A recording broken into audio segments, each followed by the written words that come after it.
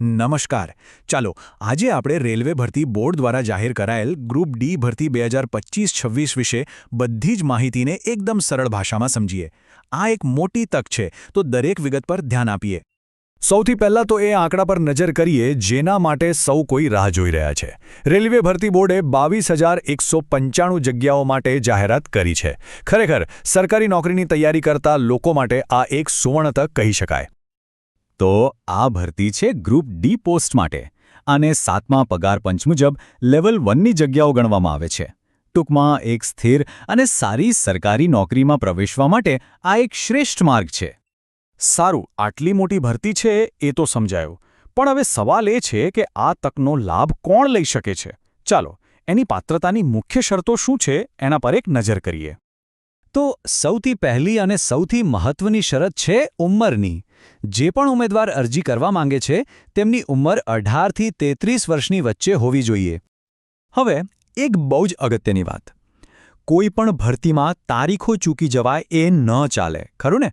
Railway બોર્ડે આખી પ્રક્રિયાનું સમયપત્રક આપ્યું છે, તો ચાલો એ મુખ્ય તારીખો પર ધ્યાન આપીએ. આ રહી એ તારીખો જે કેલેન્ડરમાં અત્યારથી જ નોંધી લેવા જેવી છે. જુઓ, જાન્યુઆરીના અંતમાં અરજીઓ શરૂ થશે અને માર્ચની શરૂઆતમાં બંધ થઈ જશે. ફી ભરવા માટે 2 દિવસ વધુ મળશે. અને હા, જો ફોર્મમાં કોઈ ભૂલ થઈ હોય તો એને સુધારવા માટે પણ 10 દિવસનો સમય મળશે. ઓકે, તારીખો તો ખબર પડી ગઈ. પણ હવે એ સમજીએ કે અરજી કરવા માટે કઈ કઈ વસ્તુઓની જરૂર પડશે અને પસંદગીની આખી મુસાફરી કેવી રહેશે. ઓનલાઈન ફોર્મ ભરવા બેસીએ એ પહેલાં આ 9 વસ્તુઓ તૈયાર રાખવી ખૂબ જ જરૂરી છે. આ એક ચેકલિસ્ટ જેવું છે, જેથી અરજી કરતી વખતે કોઈ દોડધામ ન થાય. હવે વાત કરીએ અરજી ફીની. અને આમાં એક બહુ જ સરસ વાત એ છે કે ફીનો મોટો ભાગ પરીક્ષા આપ્યા પછી પાછો મળી જશે.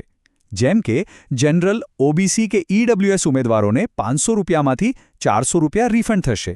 અને એસસી, એસટી, દિવ્યાંગ ઉમેદવારો અને મહિલા ઉમેદવારોને તો પૂરેપૂરા 250 રૂપિયા પાછા મળી જશે. પસંદગીની પ્રક્રિયા એકદમ સ્પષ્ટ અને 4 તબક્કામાં વહેંચાયેલી છે. પહેલું પગલું હશે કમ્પ્યુટર પર લેવાતી ટેસ્ટ. એમાં પાસ થયા પછી શારીરિક કસોટી, પછી ડોક્યુમેન્ટ વેરિફિકેશન અને છેલ્લે મેડિકલ તપાસ થશે. એક પછી એક તબક્કો પાર કરવાનો રહેશે. ચાલો, તો ભરતીની લગભગ બધી જ મુખ્ય વિગતો આપણે સમજી લીધી. પણ જો કોઈને અરજી કરવામાં મુશ્કેલી પડે અથવા મદદની જરૂર હોય તો એમના માટે શું વ્યવસ્થા છે? ચાલો એ પણ જાણી લઈએ. જો કોઈને ઓનલાઈન અરજી કરવામાં મદદ જોઈતી હોય તો ઉનામાં આવેલા શિવમ ઓનલાઈનનો સંપર્ક કરી શકાય છે. એમના સંપર્ક નંબર છે 99780 55427, 63528 55706 અને 9512139771. તેમનું સરનામું પણ નોંધી લેજો. ગની માર્કેટ, યોગેશ્વર હાર્ડવેર પાછળ, બસ સ્ટેન્ડ પાસેની ગલીમાં, જલારા મિલ પાસે, ઉના. તેઓ ફોર્મ ભરવાની પ્રક્રિયામાં મદદ કરી શકે છે.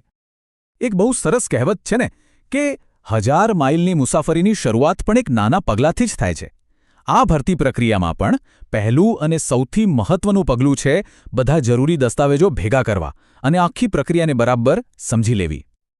તો હવે બધી જ માહિતી આપણી સામે છે, રસ્તો સ્પષ્ટ છે અને હજારો જગ્યાઓ પણ રાહ જોઈ રહી છે. તો હવે વિચારવાનો પ્રશ્ન એ છે કે પ્રથમ અને સૌથી મહત્વની કમ્પ્યુટર આધારિત ટેસ્ટ માટે તૈયારીનું પહેલું પગલું કયું હોવું જોઈએ? આના પર મનન કરીને તૈયારીમાં લાગી જ જજો. સૌને ખૂબ ખૂબ શુભેચ્છાઓ.